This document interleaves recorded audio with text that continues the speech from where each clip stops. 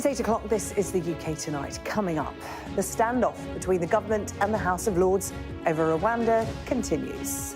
Ministers had hoped the plan to deal with asylum seekers would clear its final parliamentary hurdle tonight. But the Lords had other ideas, continuing to press for assurances on Rwanda's safety and a ban on the deportation of those who have helped the UK military. We'll be live in the Houses of Parliament, where the ping-pong is now expected to continue into next week. Also tonight, a police apology over the Babes in the Wood murders. Nicola Fellows and Karen Hadaway were killed in 1986. But because of police failings, their murderer wasn't jailed for more than 30 years. Plus, the shocking figures that reveal almost 1 million private renters have been served no-fault eviction notices in the 5 years since the government promised to ban them. And is it time for a UK-wide ban on smacking? It's already outlawed in Scotland and Wales. Would England and Northern Ireland following suit make any difference to how parents discipline their children? All that to come, and much more on the UK Tonight.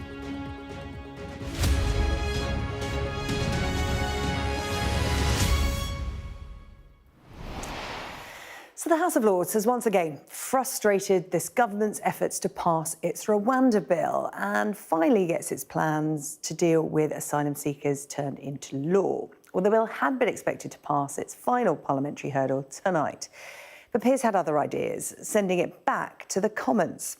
They want further assurances that Rwanda is a safe country, and they're calling for a ban on the deportation of people who have helped the UK military, like interpreters in Afghanistan. Well, it's yet another delay to a plan that was first unveiled by Boris Johnson 2 years ago. Well, let's head straight to our chief political correspondent, John Craig, to find out the latest. John. Sarah-Jane, within the past half hour, the House of Lords have inflicted 2 further defeats on the government, which means we're into round 4 of ping-pong. Today was round 3. Earlier today, the Commons chucked out 4 amendments to the Rwanda Bill passed by the Lords earlier this week. So the bill went back to the Lords. They have passed 2 amendments tonight in the past half hour. First of all, an amendment from the former Supreme Court Judge Lord Hope on a monitoring committee deciding on whether Rwanda is a safe country or not. That was passed by 245 to 208, healthy majority of 37. Then the amendment calling for exemption for agents, allies and employees of the UK overseas, an amendment by Lord Des Brown, the former Labour Defence Secretary. That was passed by 247 to 195, a majority of 52. Biggish majorities. So they come back to the Lords, the Commons on Monday.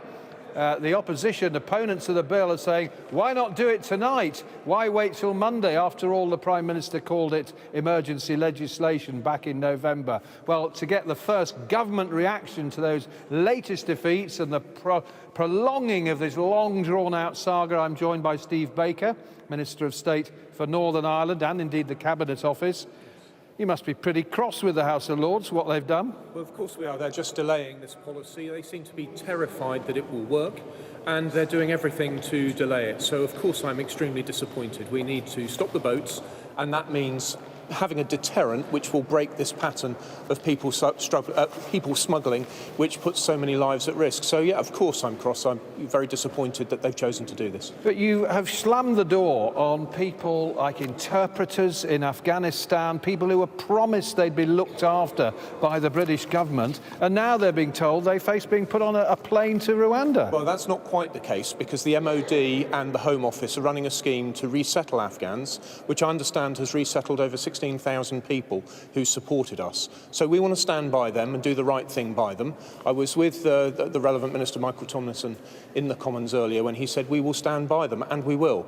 But there's a proper legal route through the MOD and the Home Office. They shouldn't be travelling with people smugglers illegally across the Channel, and that's what we've got to break. Labour have brought forward nothing to deter people smuggling illegally. That's what we're doing.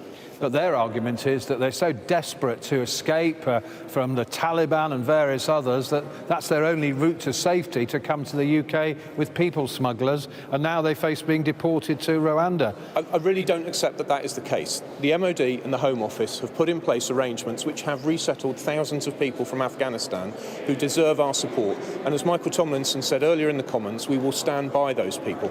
But I must insist, we cannot have people coming illegally to this country, putting their lives at risk in the hands of people smugglers. Many of your viewers will remember the sight of, in particular, that Kurdish lady who was coming over to get married. It's absolutely heartbreaking to see that happen. We just cannot have this go on. Labour appear to be doing anything to frustrate a policy which they appear terrified might work. But, I mean, you've got the numbers in the House of Lords to defeat the combined opposition of Labour, Lib Dems, crossbenchers, bishops and so on. And yet your peers simply haven't turned up to defeat the opposition. I think I'd be unwise as a Commons Minister to comment on Lords whipping. That is a matter for colleagues in the House of Lords. But look, the reality is that the House of Commons is the democratically elected House. In the end, I believe we will continue to insist on this policy as we have in the past. The policy's gone through the Commons with large majorities, except, of course, we've seen Labour vote against the policy time and time again, seeking to frustrate and delay it.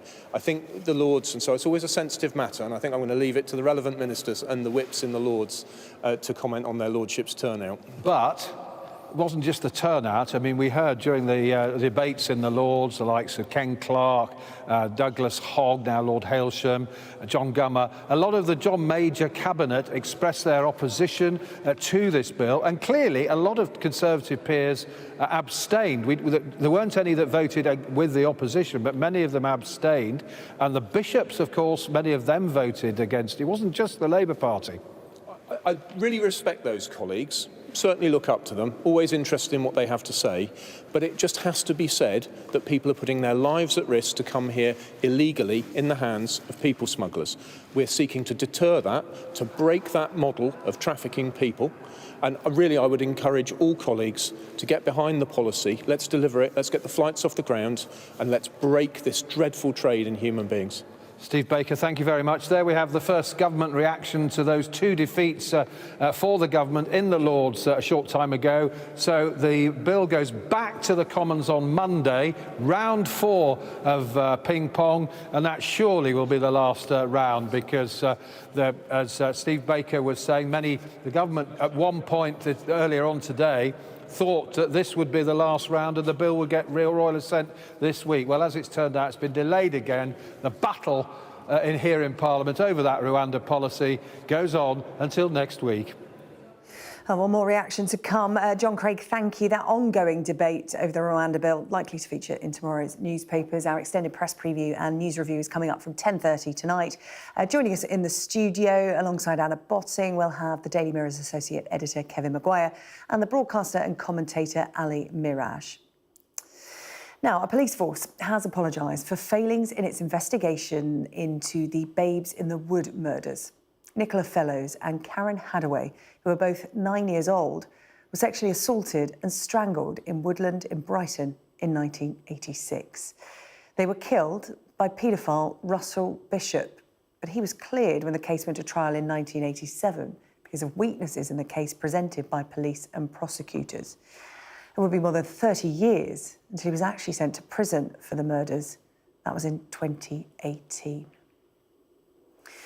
Well, Rachel Venables is here in the studio with me. And Rachel, this did happen some time ago, so it's worth reminding people watching the circumstances, exactly what happened. Absolutely, and I think what we have to say first of all is that this story today really boils down to two families who suffered an unimaginable tragedy decades ago, but then had to spend more than 30 years fighting for some semblance of justice, finally today getting an apology from the police force, who've admitted to failures, significant failures in the initial investigation into the murder of their two very young daughters. Nicola Fellows and Karen Hadaway, of course, two 9-year-old girls. They were playing very near to their homes, in fact, when they were kidnapped, sexually assaulted and strangled. Their bodies found in Woodland in Brighton and East Sussex in 1986. You mentioned already their killings becoming known in the press as the Babes in the Wood murders, really capturing the public imagination, horrifying the whole country.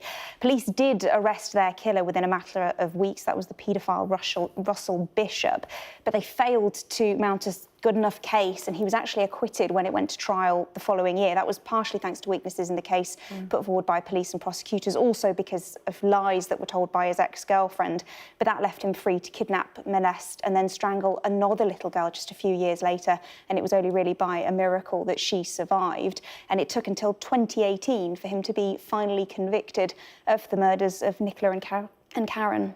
And here we are now in 2024. Why an apology from the police force involved now? Well, clearly it's taken a long time to get to this point. He was only convicted and jailed for their murders in 2018. We know that the Chief Constable of Sussex Police, Joe Shiner, asked a neighbouring force, Surrey Police, to investigate this case and to look at all of those failings, both back in the 80s, but also more recently.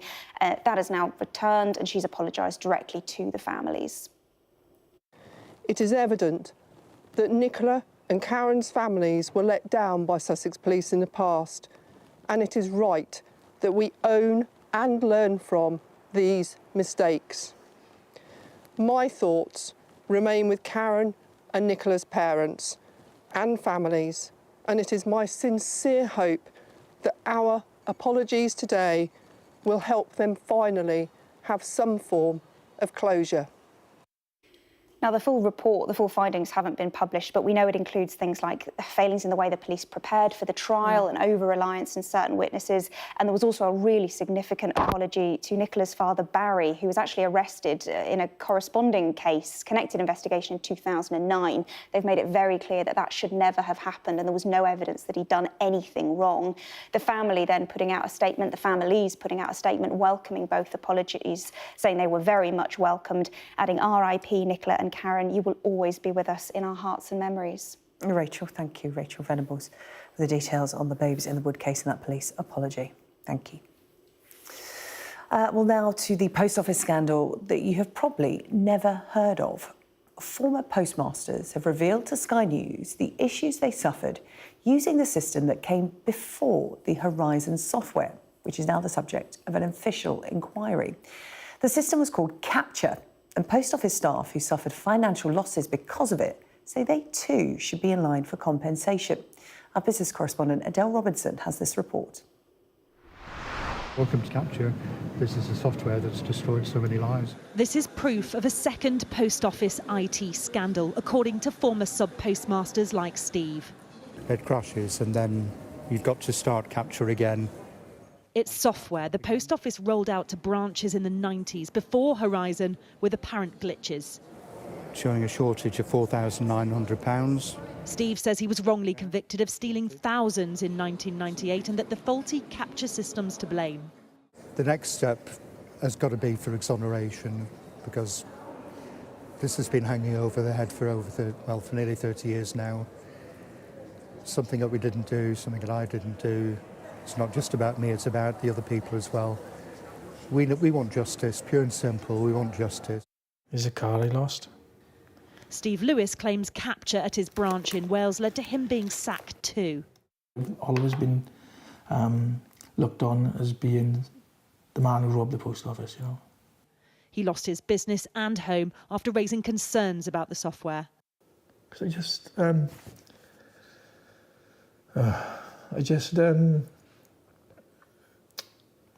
just takes everything away from you, your confidence, your patter. Looking back now, yeah, it was the worst time of my life. I'd lost a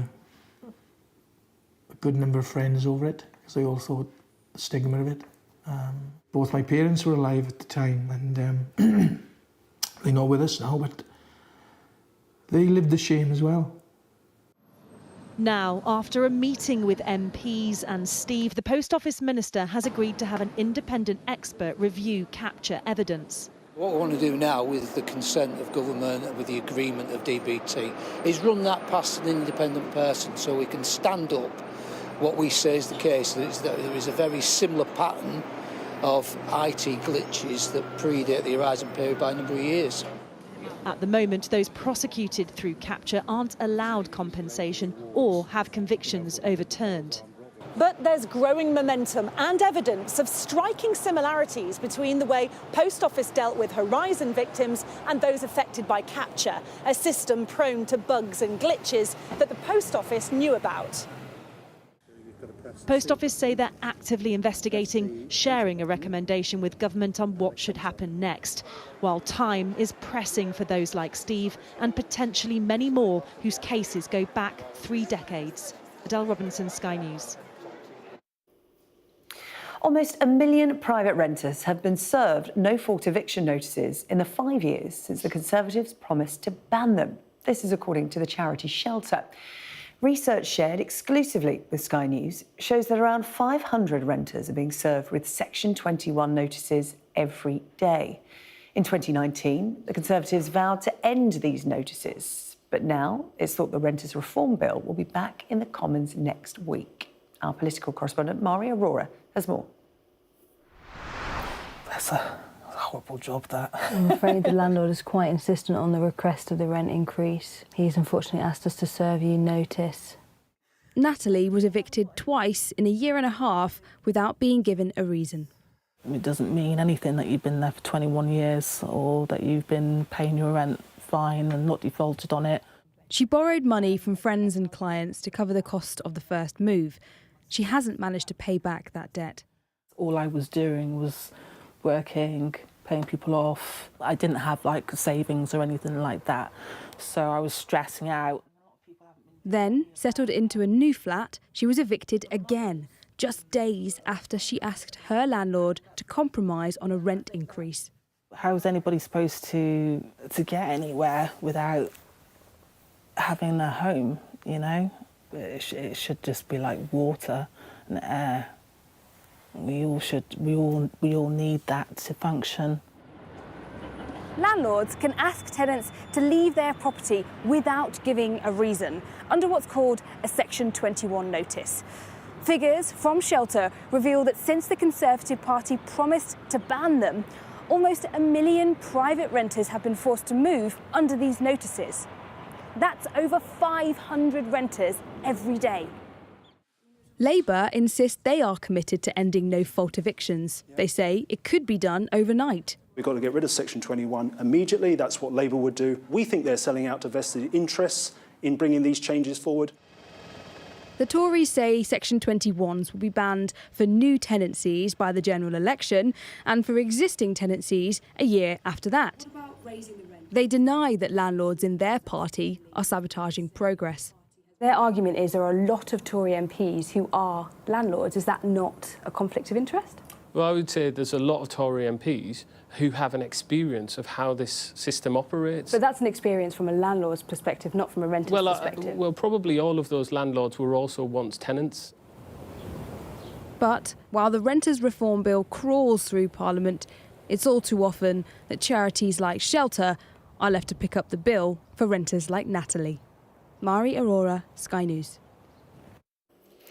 Still to come here on the UK Tonight, it is a multi-billion-pound industry that far outstrips movies and TV. So why are thousands of people losing their jobs in gaming? Also ahead, we'll be discussing whether it's time for a UK-wide ban on smacking. And we'll be asking whether it would actually make any difference to how parents discipline their children.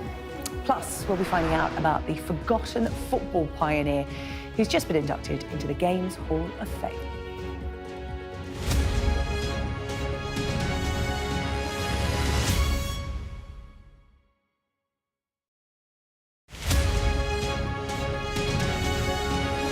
The RNLI saved my 3 daughters' lives, and without them, they would not be here today. So what happened? They went to a shipwreck in Brancaster. They walked out, the tide came around them, and then someone swam to shore to get some help, and the RNLI came out, and Daisy was still holding on to the boy, and Molly and Zoe had drifted off. And when spoke to him the next day, obviously went there to say thank you, they said without the RNLI they they wouldn't be here. They literally had seconds. We thought, oh, we can get back. And then as we started crossing, it then was like so deep and the tide was so strong, it was like, oh, can't get back. And so we had to like hold on to this sort of like boy was there, terrible translation, blah. And so it felt like ages that we were like holding on to it. And I remember, because I was quite young, I was really freaking out. I was like screaming. I was like, we're not going to make it, because where the people from the beach being so far away, I wasn't sure if they'd seen us, so we couldn't like communicate with them because they were too far away to be able to hear them. And so like nobody's coming. I was just so scared. And as soon as I saw the RNA lifeboat coming, I was just so relieved, because like, it's okay, someone's going to save us, it's fine. How proud are you of your mum?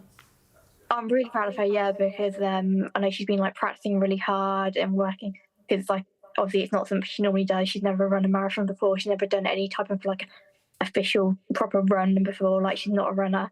And so I could see how hard she's been working on the fundraising as well. She's been like really trying, and I'm like really proud that she's doing that.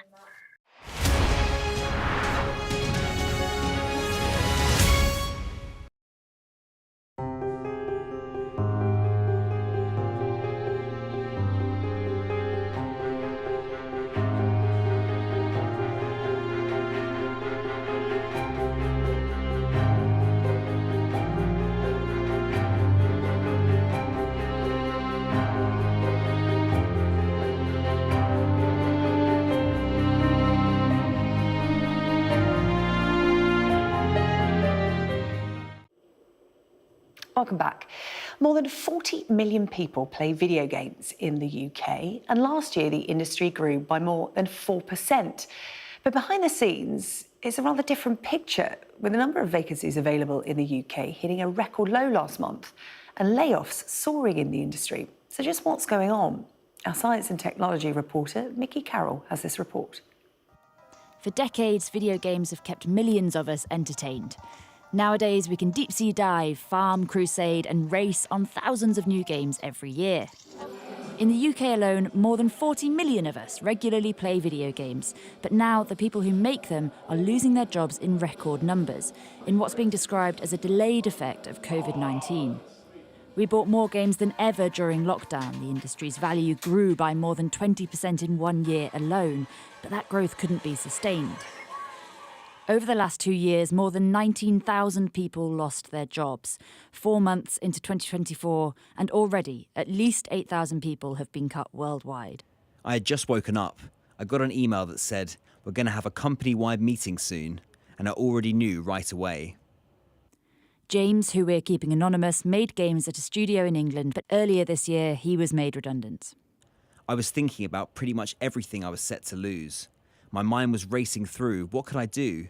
I wasn't going to be the only one job seeking at the moment because there were so many layoffs. They all happened at the same time. It was rough. Although the industry is suffering at the moment, there is light at the end of the tunnel. In the last year, the UK video game industry grew by 4.4%. It's now worth over £7 billion to the UK economy. And for gamers worried about an industry that they love, one gaming legend had some reassuring words. It's kind of a pendulum swing. Things get worse and more troubled, or financially we are struggling. But so far, at least, we have always swung back. Mickey Carroll, Sky News. Well, I'm joined in the studio now by streamer, content creator and co-founder of Black Twitch UK, Cassie Hughes. Cassie, hello. Hello. So a bit of a background there from our reporter. Why do you think jobs are going? Because, you know, this industry is massive. We were saying, you know, to the UK economy, it's worth over 7 billion, globally hundreds of billions. It's worth more than the music and film industry combined. So why are there job losses? It doesn't seem to make any sense. Well, personally, I think that the games are doing well, but the games industry isn't doing as well as it should be doing. And I have, like, some spicy takes in the way that... We like that here in the UK tonight. We'll take a spicy take. I mean, there's things like, yes, of course, they mentioned over COVID, everyone was inside and there was, like, a big boom in one not only people seeing the option of creating content, but also being able to develop and make games and everything. And then obviously when things changed and we started going back outside, that having an impact. But I think sometimes a little bit of greed can have an impact on it. There's more people, there's a cost of living crisis. So things within gaming like microtransactions, etc., that has an effect. The greed of people having jobs that they're good at and then them being fired, being made redundant, and then hiring for those jobs 3 to 4 months later and paying at a lower rate is having an impact because the experience that's needed for that, the good work that people were doing, and that is getting lost. And I think there's that kind of shakiness of that and people being unsure. And also the survivor's guilt. There's the people that weren't made redundant, there were the people that didn't lose their jobs, but are still there and unsure, is that going to happen to me? That lowers productivity, that lowers like the concern about job safety. Yeah.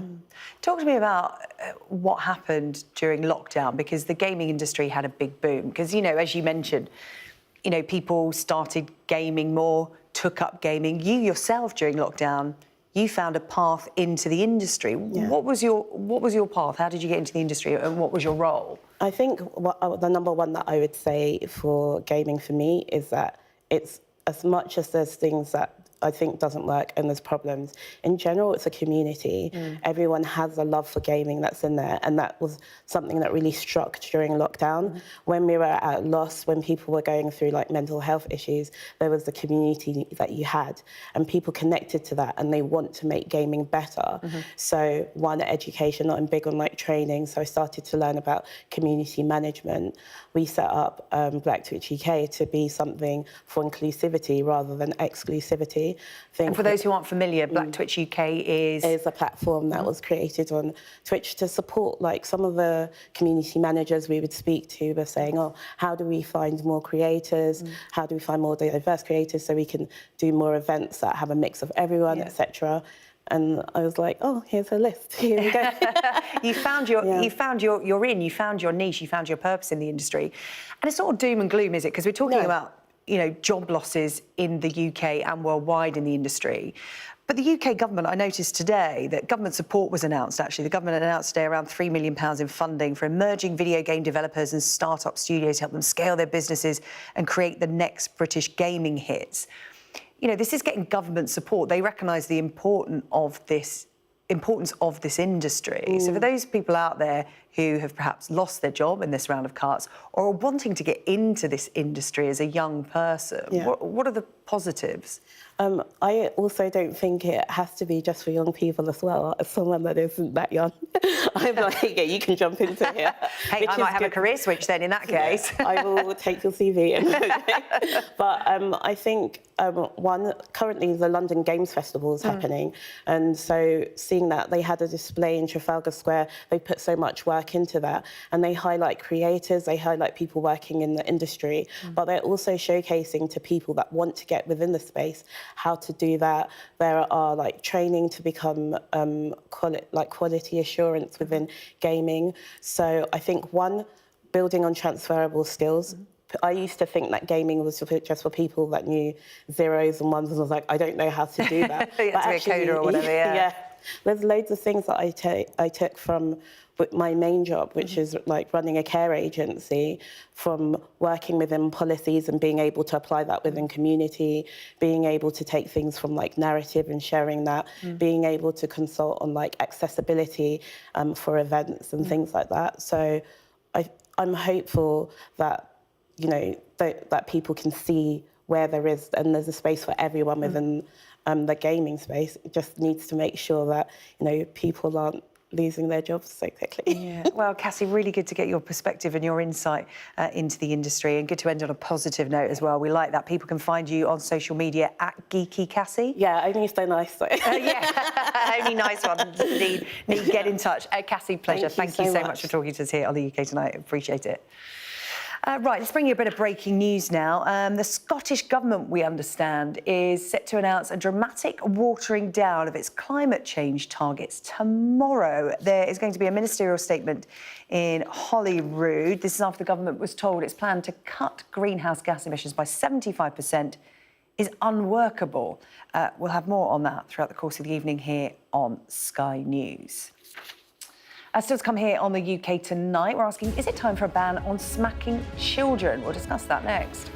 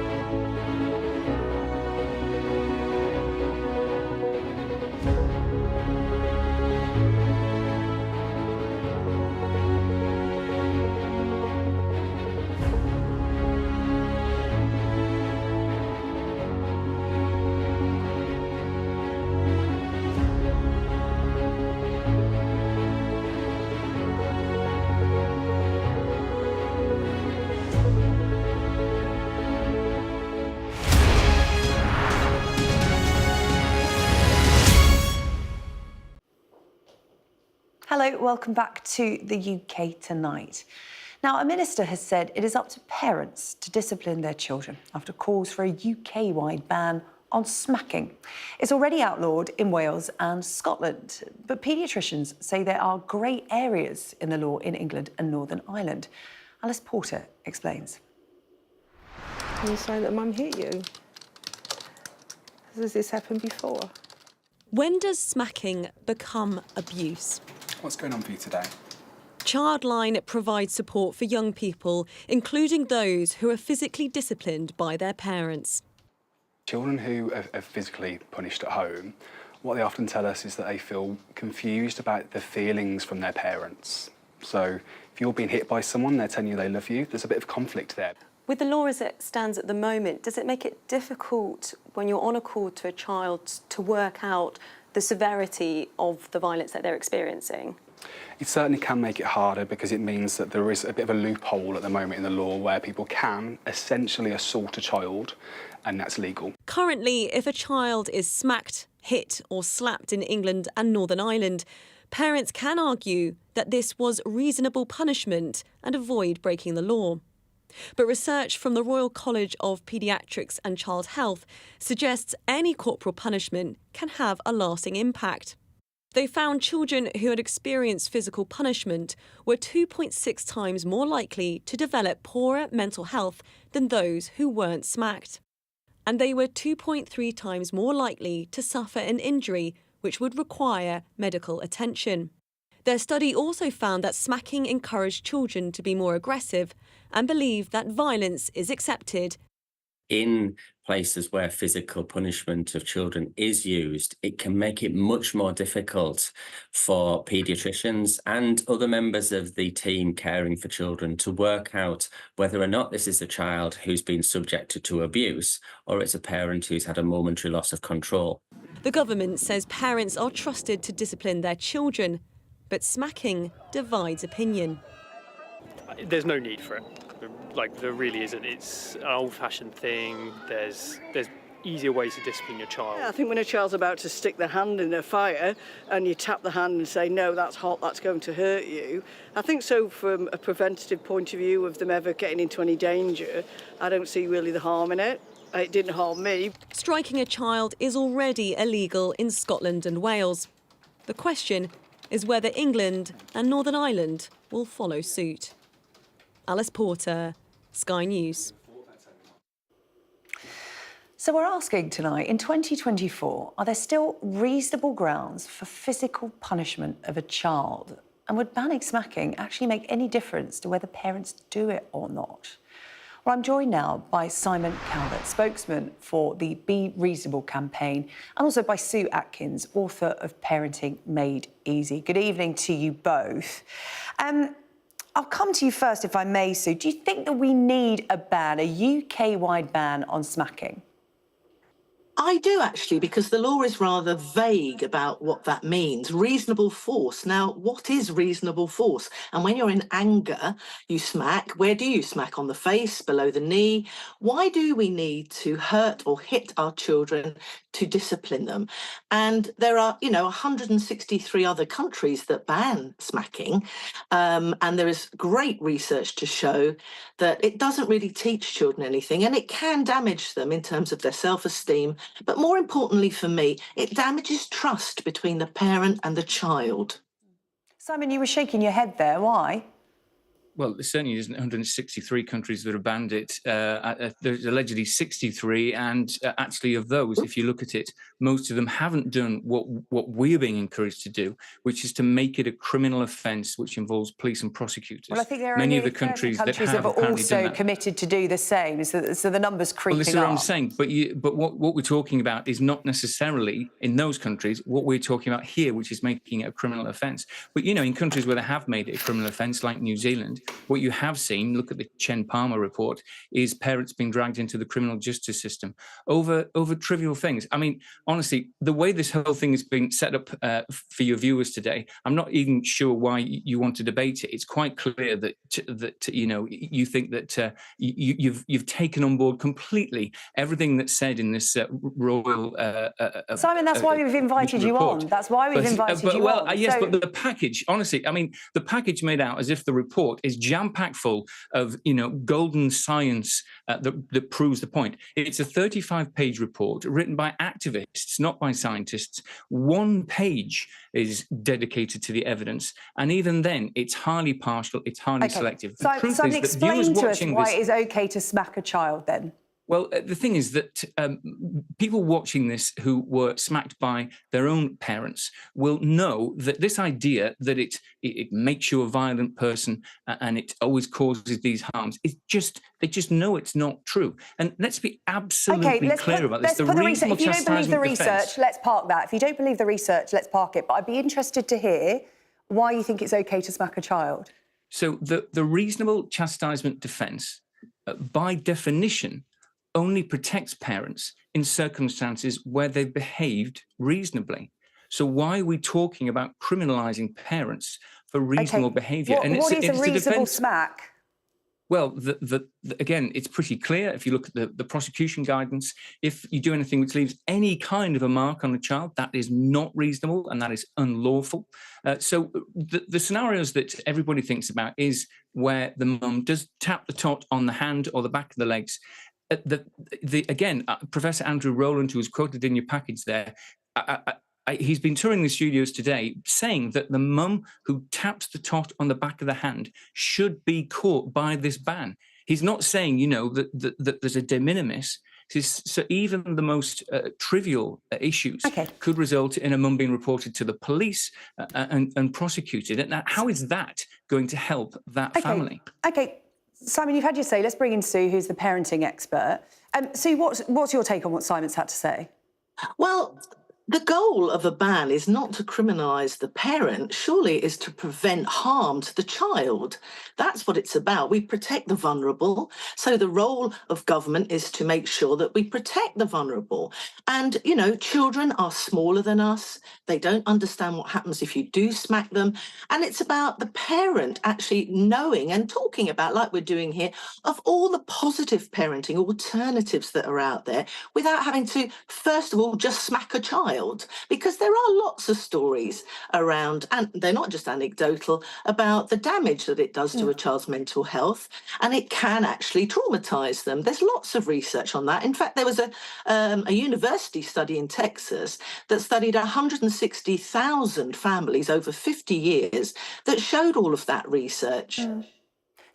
Yeah, I mean that study didn't distinguish between sort of light smacks like I'm talking about and actual abuse. But why do you want to smack a child in the first place if you can't discipline them with your tone of voice, with connecting with them? Why would you want to smack them?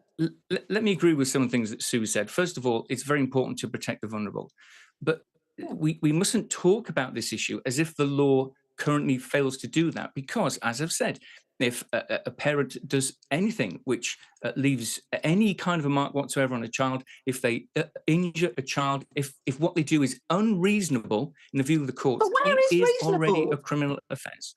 So, but what is reasonable? If you're in anger, and I'm not saying that. Sorry. I just wonder, what is reasonable? Because when someone's, perhaps got mental health. Well, Simon seems to suggest that unreasonable was to leave a mark. Was that right, Simon? Correct me if I'm wrong. So, I want to say another thing to sort of agree with Sue. I think that good parents use lots of different techniques, and you do not have to smack. I don't say that people should, that they have to smack. All I say is it doesn't help families to criminalise parents for trivial things that are obviously perfectly reasonable. That's my complaint about this movement.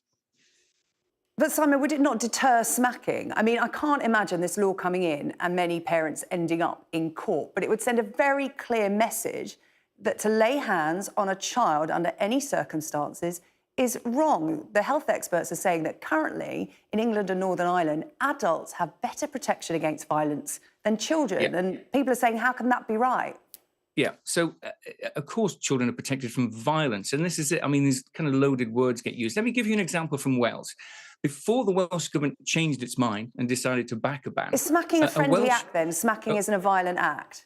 Smacking is for punishment, right? The government minister said that a mum strapping her unwilling toddler into a car seat against the toddler's wishes would be breaking the law if you removed the reasonable chastisement defence. So again, this is my concern, and this is the concern a lot of people have, that we're bringing innocent parents who've done nothing wrong into the ambit of the criminal law. That doesn't help those families. It doesn't help us trying to identify genuine abusers. It just confuses the picture. The current reasonable chastisement defence works well. Most people support it, and it's disingenuous to present this campaign as if it's about protecting children from violence, because it's not. Simon, but also, what do they learn from being smacked? They learn then when they don't get their own way or frustrated or in the playground. That's how they sort out problems. They smack or hit or that's reach ridiculous out. Because 83% of the adults watching this programme were smacked by their parents and they didn't turn into violent people. They just know that what you're saying is not true because of their own experience. Well, Simon, that's coming the back to what you said about interjection. what you heard in our report, we did hear someone say, I was smacked and I've turned out all right. That seems to be the defence, doesn't it? Well, Yes, well, if I had a my pound for every time I heard that, I'd have a load of Jimmy Choo's shoes, because that's what everyone says. But if you actually ask, I was interviewed earlier with someone and I said, oh, you know, my son, I smacked him and it didn't hurt him. And I said, have you asked him how he felt about that? And she went, no, I'm going to go home and talk to him about it. Because there's lots of evidence about destroying trust, feeling vulnerable, and actually it's not the best way. And of course, you know, you don't want to criminalise people. People are listening. Well, you say you don't want to criminalise people. The day the Scottish Government said that throughout the campaign to bring in the law, the day it came into force, they issued guidance which says if you see a parent smack a child, dial 999. So it very definitely is about criminalising Simon, parents. what, you know, it's coming to force in Scotland and Wales. What's been the result of that? What's been the negative effect? How many people have gone to court, been criminalised? We have not been able to get the answer to that question out of the Scottish Government, despite years of Okay, well, the asking. same's They happened will in not Germany. differentiate What, you in know, the figures. what's the prosecution rate there? You know, what's been the Germany, effect, I the don't negative know. effect? New Zealand, I do know, because of the Chen Palmer report tells you about the parents that have been dragged into the criminal justice system. And I say again that I don't know the German law. But it's a rarity, though, isn't it, Simon? It's a rarity. I'm telling you that many of the laws in these 63 countries are not criminal laws. They haven't criminalised smacking. We are talking about making a criminal offence. That's a very I just want to go back proposition. to why, if you love a child, do you want to hurt them? Okay, Yeah, well, it's very, we'll it's very have to manipulative end language. on But I mean, that note. parents send their Simon and children to Sue- their rooms, ground them, do all sorts of things that you wouldn't do to adults. Yeah, but they but do the them because argument they could love be them. that none of that is physical. Simon and Sue, thank you so much. It's been a really good and healthy and reasoned debate, and I really appreciate your time on the UK Tonight this evening. Thank you both very much indeed. Thank you. Right, still to come here on the programme, we're going to find out about the football pioneer from County Durham, who is the third most successful manager in Barcelona's history. He's just been inducted into the Football Hall of Fame. We'll tell you all about it. And a huge night for Manchester City and Arsenal as they aim for the Champions League semi-finals. We'll bring you up to date on the latest.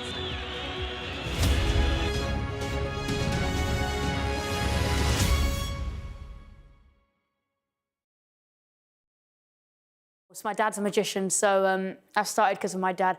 Pretty much, when I was born, my dad grabbed me and brought me straight to the theatre because he wanted me to be a magician. Do you want to see something then? Yeah, definitely. So today, you can't tell no one this, I'm going to tell you the secrets of the magic circle. Okay. Shh, you can't tell no one. My lips are sealed. So here we've got a deck of cards, so just say stop for me. Stop. Put it there. So take the card, don't show me. Now, it doesn't matter if I see it, because right now I'm going to show you how the trick is done. Okay. So you're going to get a little masterclass. Oh, fine. Okay. You can't tell the magic circle, I don't want to get kicked out. Okay. So normally, when the people have got the card, I grab a little pen and I like to draw a little door. I'm not good at drawing. Could be a window, but we'll go with it. Yeah. Okay. So a little door. And the thing that I'll do, I'll probably fix this up a bit. And the thing that I do is, while I'm asking for you to look for the deck, I do this secretly when no one's looking. And the thing that I do is, there's one card there. I grab the card, I do like I put it in the middle, but I'm actually putting it on the bottom of the deck. Okay. And then, so 7 of diamonds, it doesn't matter if I see it, I put it on the bottom. So what does that mean? When I slide the cards back inside of the box, I got a little peeky. Okay. Do you get what I mean? No, watch. Little peeky. Stop it. Can I see Yeah, that? go on, have a little peeky. Peeky. That is an actual door. I had my nails done because I knew we were doing a card trick.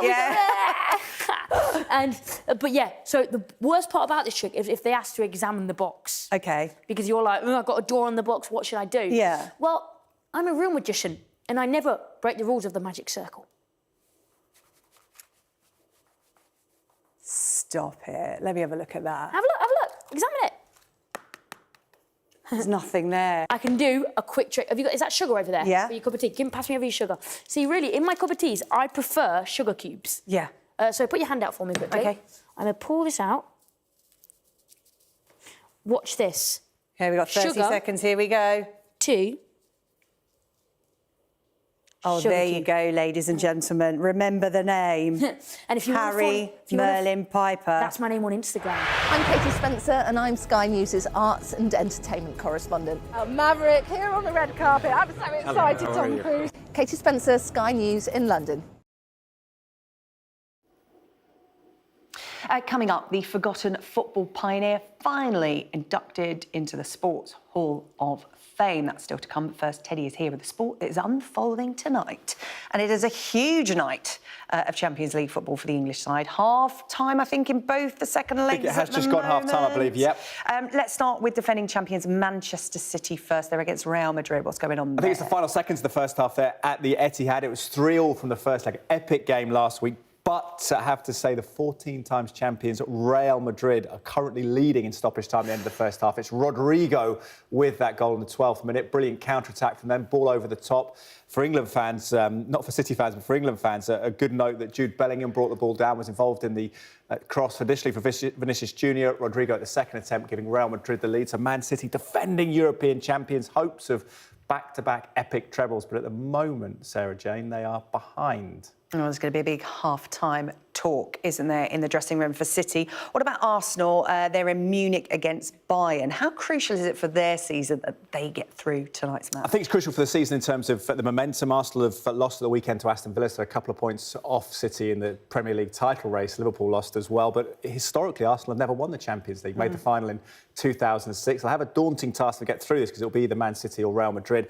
But currently at the moment, at half-time, it is Bayern Munich 0, Arsenal 0, which means this is still 2-2 from the first leg in London. Harry Kane, of course, former Tottenham player, said he knows that Spurs fans will be rooting for him for Bayern Munich against Arsenal tonight. He was also released as a 9-year-old by Arsenal in North London. He's had a couple of attempts, yet to score, though, and it's been a very cagey game. Arsenal look bright, but also Bayern Munich on the counter-attack look dangerous. Currently 0-0 in this one. Arsenal looking to get through to that Champions League semi-final. Then they play Wolverhampton Wanderers at the weekend. Man City, as we say, trailing, have an FA Cup semi-final against resurgent Chelsea. So big time of season for both teams. It's those time of year when one game can change it either way and suddenly it can be over or can roll on. But at the moment, it's in the balance for Arsenal. City are trailing 4-3 on aggregate. Meanwhile, it's a big night in Scotland as well. We'll update you on the title race because Rangers are in action. This Sky News Sports Bulletin is brought to you by Vitality. Getting more people more active. Live life with Vitality. This is a glimpse into the future of AFC Bournemouth, a multi-million-pound training ground that is getting closer to transforming the club completely. Owner and American businessman Bill Foley was visiting from his home in Las Vegas, an opportunity to see his vision becoming reality. It looks spectacular. But maybe that's the difference you've got. Could we have saved a few £1 million? Maybe. But yeah, it certainly looks incredible, that's for sure. I mean, women's academy, first team, unbelievable facilities are going to be here. This will be one of the best training facilities in the league. When it's finished, it's going to be unbelievable. Despite being Bournemouth's owner for less than 18 months, he's been bullish with his predictions about survival and made huge strides off the pitch in an industry that promises fans so much but fails to deliver. So how has he kept his word?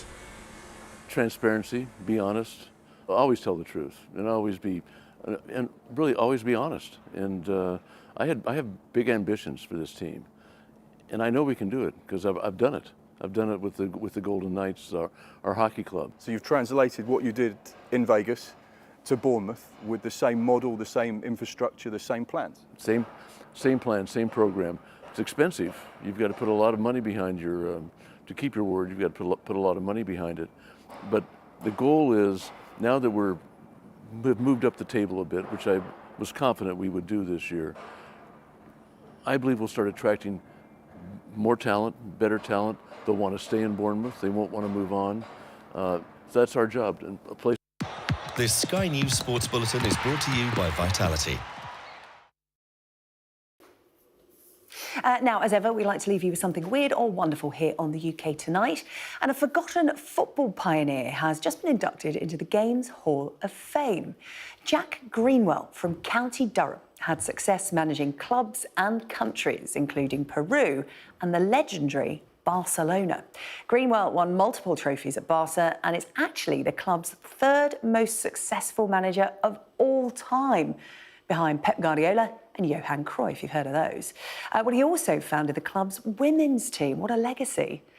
Well, after a campaign led by Harold Stevenson, Greenwell has finally been honoured. And I'm glad to say that Harold joins me now. Harold, good evening to you. Jack Greenwell, I have to say, I'd not heard of him until this evening. Tell me how you found out about him. Well, I was married in 1971 and I lived in a miner's cottage. And what had happened was I'd gone for a number of years and I met a local historian and he said to me, you know, the house that you lived in and your children was born in, Jack Greenwell was born in the house that I lived in. And that's how I first come up against Jack Greenwell. So a County Durham lad, you lived in his house. So how did the journey start? Because your campaign has been 15 years in the making to get him officially recognised at the National Football Museum. Well, like as I say, it first started, you know, through this local historian who told us. And what I did was, you know, while I say I was married and bringing children up, and I just started taking interest in it. And what I did then, I started researching. So I found all about him. And then I was buying magazines from Spain and papers from Spain. And it just carried on from there, you know, about his life from start to the day, more or less from the day he was born till the day he died. Greenwell was actually from a coal mining family and went down the pits himself at the age of 13. So that's correct. From that start in life to end up managing the national team of Peru in Barcelona, how did he make that leap? What was his football journey? He started off at, like I say, he was a good sportsman all round, a cricketer and a boxer. And what had happened was, round about 16-year-old, he Crooktown won the Amateur Cup in 1901. So he was roughly about 16 then. And he was playing for the reserves. And then he played for the reserves and they won the Crookham District League. And what had happened was from there, his brother was also on the same team. And they played for Crook for a number of years.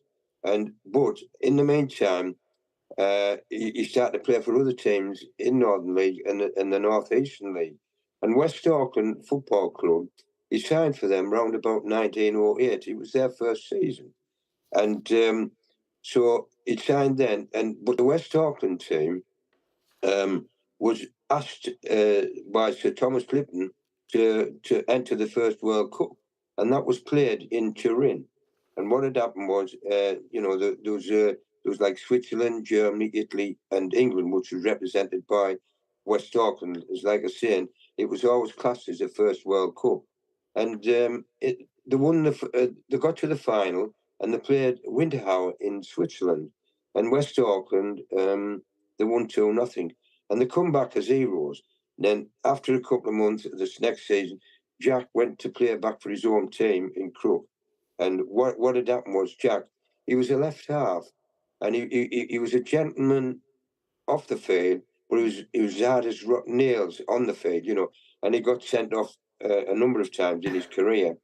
But Harold, he sounds like such a character. Look, we've actually run out of time, but, you know, there's some fascinating details you've uncovered, including the fact that he borrowed 50p to go to Barcelona from a lad he played football with, and now he's in the Hall of Fame alongside the likes of Sir Bobby Charlton and Sir Bobby Robson. Well done to you, Harold, and thank you for telling us his story.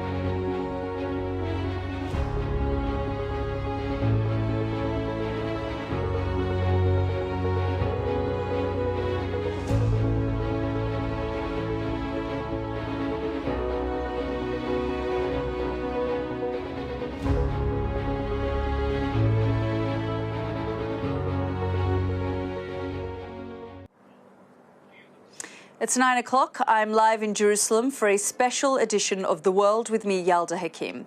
Tonight, the former head of intelligence at Israel's spy agency tells me targeting Iran's nuclear facilities is not off the table. So it's now fair game. Anything and everything is on the table, including targeting nuclear facilities? No, everything is on the table right now. Including targeting nuclear facilities? Including everything. Today, Tehran showcased its military might as the president warned the tiniest move from Israel would bring a fierce response. We'll speak to Palestinian refugees in Lebanon exhausted by conflict and who now fear a regional war is inevitable. Let them respond. The Israelis are only a tool of the Americans in the UK and France. That's as Iranian-backed Hezbollah launched another attack across the Israeli border. Coming up, we'll have a special report assessing the weaponry and defence capabilities of both sides. Plus, why has there been record flooding in the United Arab Emirates?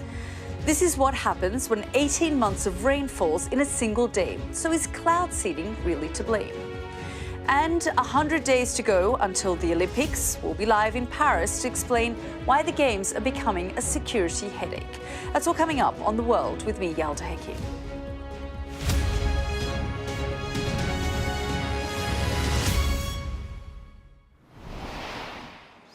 Good evening, live from Jerusalem. In the 3 days we've been here, the Israeli president has been holding council with his war cabinet, trying to decide how and when to respond to a wave of Iranian attacks. Today, we heard one of the starkest assessments yet of what the government here may be considering. It came from the man who used to be head of intelligence for Mossad, the Israeli spy agency. Zohar Palti told me nothing is off the table. That includes hitting nuclear facilities inside Iran. We know that would be incredibly dangerous. In fact, the head of the nuclear watchdog told me exactly that yesterday. So